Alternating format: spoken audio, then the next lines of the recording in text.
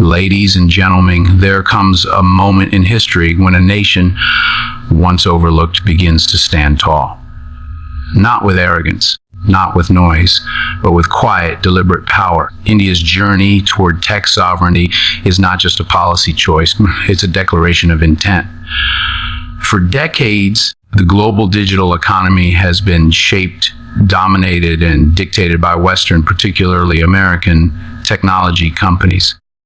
They built the platforms, they stored the data, they controlled the algorithms that shaped narratives and behaviors across continents. But today, India is beginning to pull back the curtain. It's no longer satisfied being the world's backend or the testing ground for foreign innovation. It's stepping forward, demanding ownership of its digital destiny. At the heart of this shift is a powerful realization: data is the new oil, and India refuses to export its oil for free. With over 1 billion people, India generates more data than almost any other country on Earth. Every search, every payment, every swipe, it's a resource, a national asset. For too long, this digital gold has flowed into servers owned by foreign corporations, governed by foreign laws. But that's changing with initiatives like the India Stack, a pioneering digital infrastructure project India is building from the ground up. Aadhaar, UPI, and DigiLocker are not just tools. They are digital pillars designed to support a new kind of governance, one that is inclusive, secure, and self-reliant. UPI, in particular, is a standout example of what tech sovereignty looks like in practice. It didn't come from Silicon Valley. It wasn't backed by venture capital from Wall Street. It was built in India for Indians by Indian engineers, and now it's processing billions of transactions every month, more than the US and China combined. Google Pay and Amazon Pay may have entered the scene, but they had to plug into India's system, not the other way around. That shift in power, that sovereignty. There's also a growing push to control where data is stored and how it is handled. India's data localization policies aren't just about national security.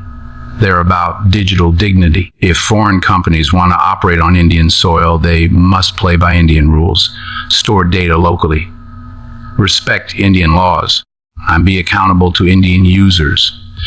These policies have triggered debates, trade negotiations, even threats. But India hasn't blinked, because when a nation realizes the value of its data, it doesn't hand it over without a fight.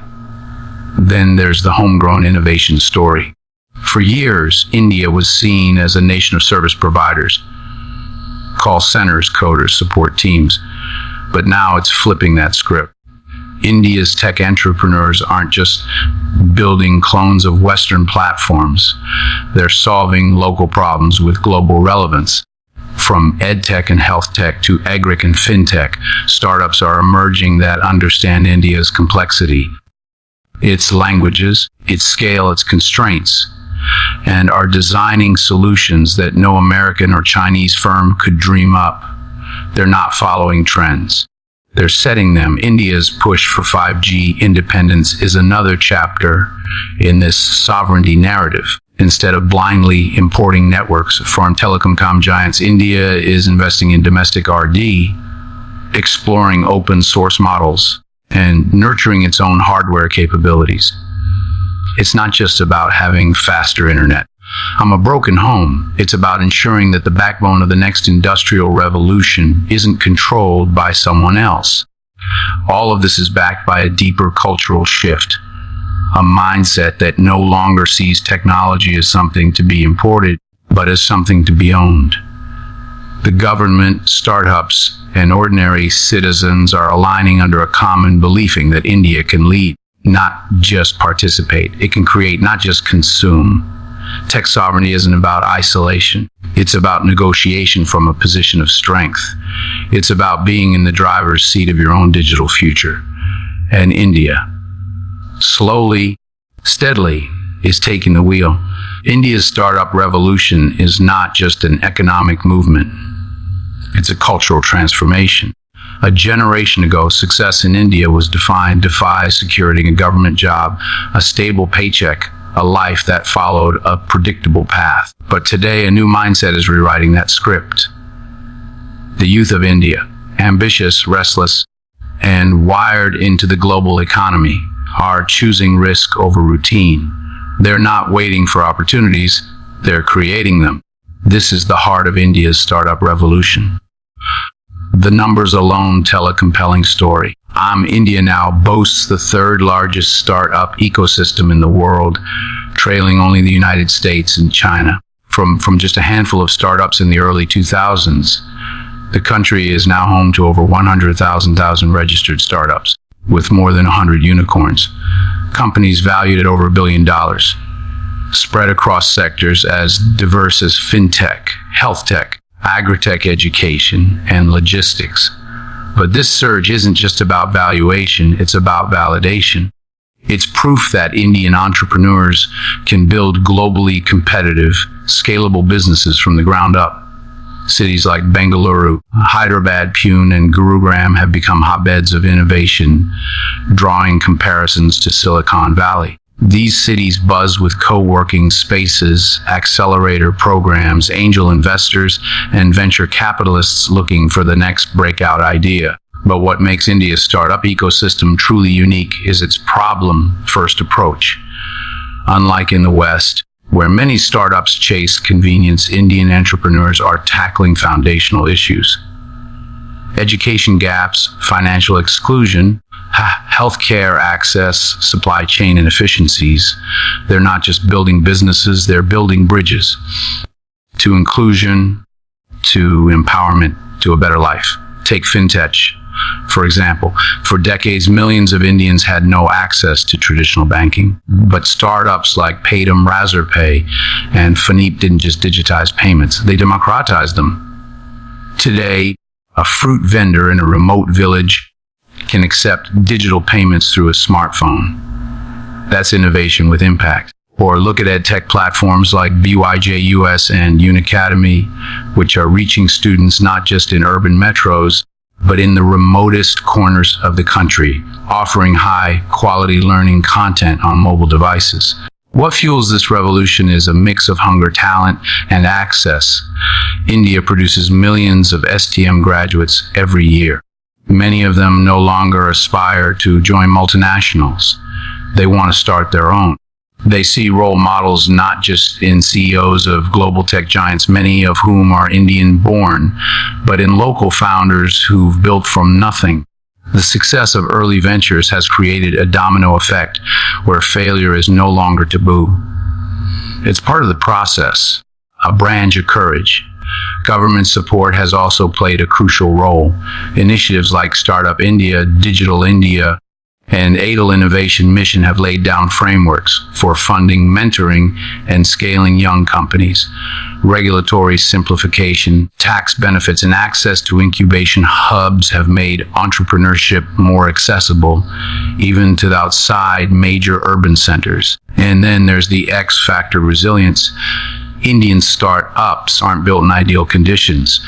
They navigate unreliable infrastructure, regulatory gray zones, and intense market competition. Yet they adapt, they pivot, they survive, and often thrive because they understand how to build in chaos for chaos. That's a skill even the best funded Western startups often lack.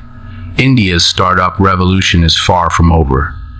In fact, it's just getting started. As digital infrastructure deepens, as capital becomes more accessible, and as global investors recognize the depth of India's market, the ecosystem is only going to mature and multiply. But at its core, this isn't about tech. It's about belief. It's about a young nation refusing to be defined by its past and instead choosing to invent its future. One idea, one pitch, one breakthrough at a time. The world once came to India for talent. Now it's watching India for ideas. India's skilled workforce is one of its most potent and strategic assets, a demographic powerhouse that is quietly transforming the global economy. At the intersection of youth, education, and ambition, India is producing a generation of workers and innovators who are not just contributing to the future of work, but defining it. While the world grapples with aging populations and talent shortages, India is home to more than 900 million people under the age of 35. That's not just a statistic. That's a competitive advantage, if harnessed with vision and intent. Each year, India produces over 1 million engineering graduates and countless others in fields like computer science, biotechnology, finance, and design. But this is not just about quantity, it's about evolution. The Indian workforce is becoming more dynamic, more digitally fluent, and more globally competitive than ever before, thanks to the proliferation of online learning platforms, upskilling initiatives, and a culture that values education as a ladder to upward mobility. Young Indians are adapting rapidly to the demands of the 21st century economy. English proficiency is a crucial factor in this transformation. Unlike many other developing nations, though India has a massive population that is either fluent in English or can operate professionally in the language. This has enabled millions to plug directly into the global services economy, from IT and software development to digital marketing, customer service, and financial consulting. But the story doesn't stop at communication. It's about contribution. Indian workers aren't just executing tasks, they're solving problems, managing teams, and driving innovation. The global tech industry, in particular, is deeply reliant on Indian talent. Whether it's Silicon Valley's leading firms or fast-growing startups in Europe, Indian engineers, data scientists, product managers, and designers are at the core of many breakthrough innovations. And Indian professionals have become known not only for their technical skills, but also for their adaptability, work ethic, and ability to perform under pressure. They bring a mix of formal education and practical experience, often gained through navigating challenging environments and high expectations. Back home, this workforce is fueling India's digital economy at an unprecedented pace. The rise of digital public infrastructure, e-governance, fintech, health tech, and ed tech has created an ecosystem that demands skilled minds, and India is rising to meet that demand. Government initiatives like Skill India and Pradhan Mantri Kaushal Vikas Yojana (PMKY) are focusing on training and certifying millions in industry-relevant skills. Meanwhile, private players like Infosys, TCS, and Wipro are running some of the largest corporate training programs in the world, ensuring a steady pipeline of ready-to-deploy talent. But what truly sets India's skilled workforce apart is its hunger.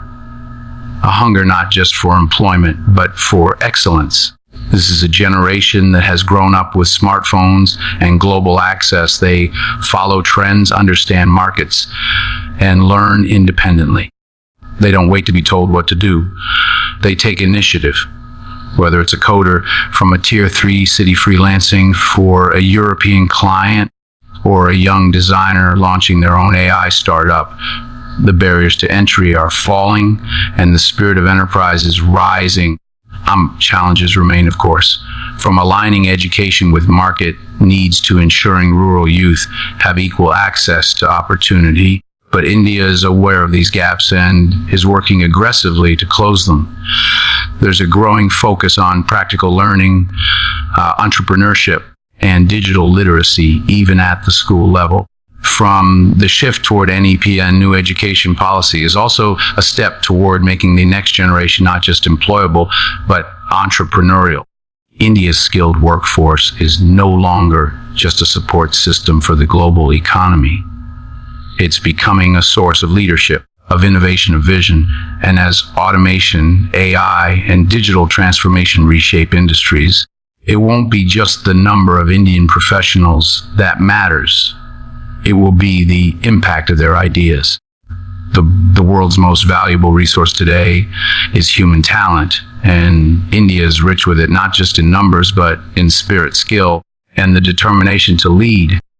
India's ascent on the global stage is not happening in isolation. It is being carefully crafted through a web of strategic alliances that reflect both ambition and pragmatism. No longer content with being a passive participant in global affairs, India is actively reshaping its international posture by forging relationships that are grounded in mutual interest, regional balance, and long-term vision.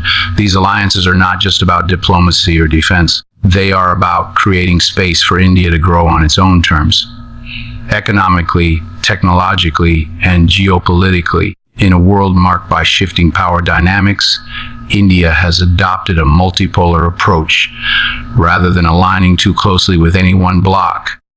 It is building partnerships that give it leverage across continents. It has strengthened ties with the United States and Europe on one hand, while deepening relationships with Russia, the Gulf nations, Southeast Asia, and Africa on the other. This is not fence sitting. This is strategy, designed to maximize India's options and minimize its dependencies. The partnership with the United States has evolved significantly over the last 2 decades. From a once uneasy relationship rooted in Cold War mistrust, India and the U.S. have now become critical partners in defense, technology, trade, and security. Initiatives like the Q80, which includes the U.S., Japan, Australia, and India, are aimed at ensuring a free and open Indo-Pacific.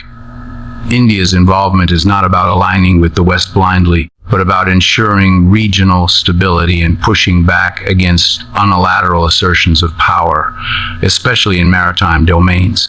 At the same time, India continues to maintain a time-tested relationship with Russia, particularly in defense. Despite global tensions and realignments, India has chosen to prioritize its own strategic autonomy. It continues to procure military hardware, engage in joint exercises, and collaborate in energy projects with Moscow, even while cultivating new defense ties with Western powers. This balance between East and West is central to India's foreign policy doctrine. The Gulf nations represent another critical axis in India's strategic calculus. With millions of Indian expatriates living and working in the region and billions of dollars flowing back in remittances, the relationship is both economic and cultural. But in recent years, it has grown deeper. India has entered into energy partnerships, infrastructure development deals, and security dialogues with countries like the UAE and Saudi Arabia. These relationships are not just transactional. They are built on mutual trust, shared development goals, and geopolitical alignment in West Asia. India's outreach to Africa is a chapter often underplayed but deeply significant. Recognizing Africa's rising economic and strategic importance, India has expanded its presence across the continent through trade, education, healthcare, and capacity building. Indian companies are investing in agriculture, technology, and telecommunications across African nations. More importantly, India is positioning itself as a development partner, not a donor, offering collaboration without condescension, a broken home, and influence without interference. Then there is the Act East policy, which reflects India's deepening engagement with Southeast Asia. Countries like Vietnam, Indonesia, and the Philippines are becoming critical partners in trade, defense cooperation, and regional diplomacy. These alliances are designed not only to enhance economic ties, but also to provide a counterbalance to China's growing assertiveness in the region. Strategic alliances are not just formed at embassies or summits. They are forged through trade agreements, technology transfers, defense pacts, and people-to-people exchanges. India understands that influence in the 21st century is not built by isolation or dependence, but through interdependence with sovereignty. It is not trying to replace one superpower with another. It is trying to build a network of equals where India can act in its national interest while contributing to global stability. This is the future India is aiming for. A world where its voice is not just heard but sought, where its partnerships are not about alignment but about alignment with purpose. And through these carefully calibrated alliances, India is not just protecting its space. It is expanding it quietly, firmly, and with a long game in mind. India's cultural assertion on the global stage is no longer subtle or secondary. It is deliberate, confident, and strategic. For decades, Indian culture was often filtered through colonial narratives or reduced to surface-level stereotypes. But that era is fading. Today, India is not just sharing its culture with the world, it is shaping global culture itself. From cinema and cuisine to philosophy, fashion, music, and spirituality, India is using its vast and diverse heritage to build soft power, influence perception, and project a new kind of national pride. This rise in cultural confidence is rooted in something deeper than global trends. It's about identity. A country that was once colonized and culturally undermined has now embraced its traditions not as relics of the past, but as assets for the future. This is not nostalgia, it is a statement. The world is watching, listening, and increasingly imitating Indian culture is no longer a curiosity, it is a movement. One of the most powerful vehicles of this assertion is Indian cinema. Bollywood, once limited to diaspora communities and niche foreign festivals, is now a global force. Films like RRR, Lagan, and Dangle have reached audiences far beyond India's borders, earning critical acclaim and box office success alike. Indian filmmakers are not just making local stories. They are telling universal ones with distinct cultural flavor. Streaming platforms have amplified this shift, making Indian content accessible in living rooms from Tokyo to Toronto. But this wave is not just about entertainment, it's about influence. Film is narrative power, and India is using it to tell its own story in its own voice. Beyond cinema, India's cultural reach extends through its ancient spiritual and wellness traditions. Practices like yoga and Ayurveda, once dismissed in the West as exotic or unscientific, are now embraced globally as pathways to physical and mental well-being. International Yoga Day, celebrated by millions around the world every June 21st, is a clear symbol of India's ability to project soft power without politics, to lead without dominance. This is a form of diplomacy without a briefcase, influence without force. Fashion and design are also carrying India's cultural identity across continents. Indian textiles, embroidery, and patterns are now found on runways in Paris and New York.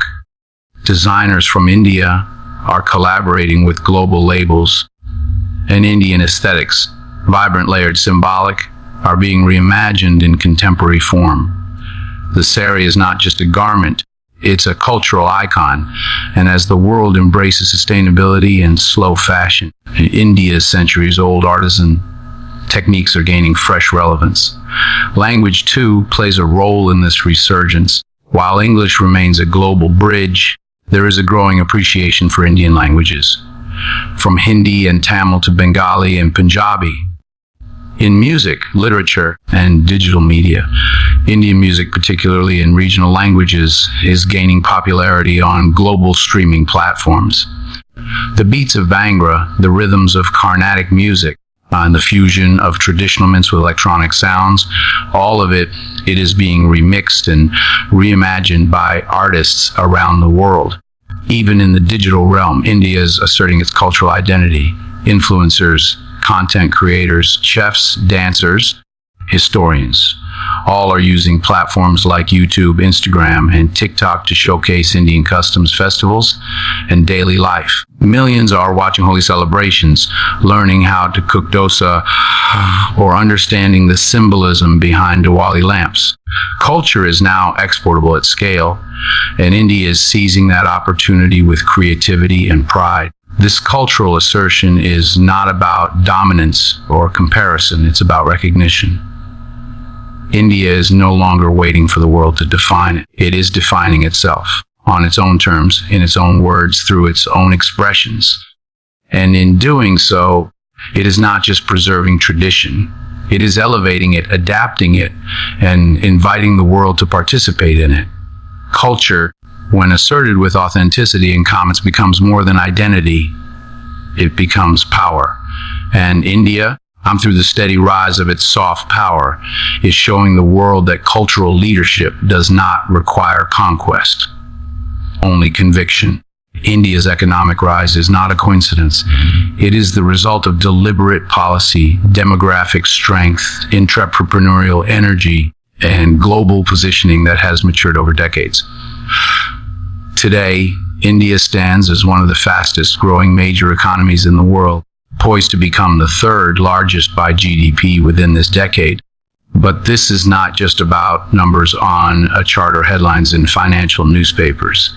This is about the emergence of a new kind of economic power, one that is resilient, inclusive, and deeply strategic. For years, India was viewed as a land of potential, a sleeping giant rich in talent, but hampered by bureaucracy and underdevelopment. That image no longer fits. India has moved from being an outsourcing hub to becoming an engine of innovation, investment, and production. The transformation is visible in the skyline of its cities, the flow of foreign capital, the surge in digital transactions, and the scale of its infrastructure projects. One of the key drivers of India's economic momentums is its massive domestic market. With a population of over 1.4 billion people and a rapidly expanding middle class, India presents an unparalleled consumption opportunity. From smartphones to two-wheelers, from real estate to healthcare, the demand is rising in both urban and rural regions. This internal demand gives India a unique buffer against global slowdowns. When the world sneezes, India doesn't necessarily catch a cold. Equally significant is India's focus on becoming a global manufacturing hub. Through the Make in India initiative, the government has worked to attract manufacturers from around the world, offering incentives, easing regulatory hurdles, and building robust supply chain networks. Sectors like electronics, automobiles, defense, and pharmaceuticals are seeing rapid growth as companies seek alternatives to China amid shifting geopolitical equations. India is positioning itself not just as an alternative, but as a long-term player with scale, stability, and skill. Infrastructure development is also at the heart of India's economic strategy. Massive investments are being made in highways, airports, metro systems, and high-speed rail. The Gati Shakti program aims to integrate infrastructure planning and execution for faster delivery and efficiency. These projects are not just about concrete and steel. They are about connectivity, job creation, and unlocking economic potential in underserved regions. But perhaps the most transformative aspect of India's economic muscle lies in its digital economy.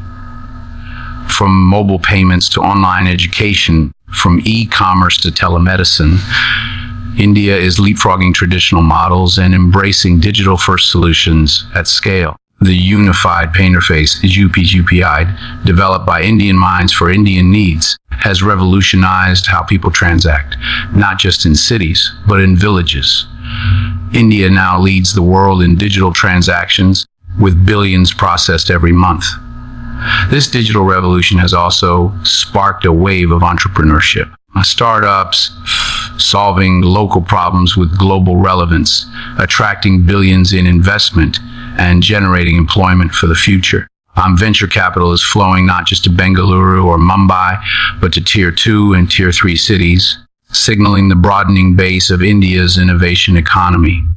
Meanwhile, India's financial system is becoming more sophisticated and globally integrated. Stock markets are touching new highs.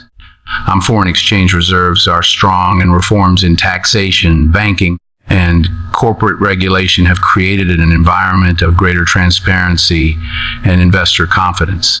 Foreign direct investment, FDI, continues to rise, and India is becoming a favored destination for global capital seeking growth and stability.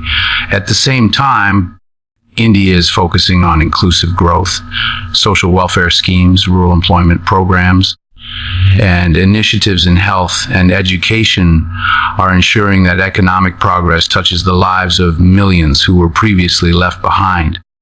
This balance between high-speed growth and social equity is what gives India's economic rise a sense of sustainability and purpose. India is no longer asking for a seat at the table. It is building the table, inviting others to join, and setting its own terms. Economic power is not just about wealth. It's about independence, influence, and the ability to shape your future. And India, I'm a broken home with quiet determination and bold ambition, is showing the world exactly how that's done.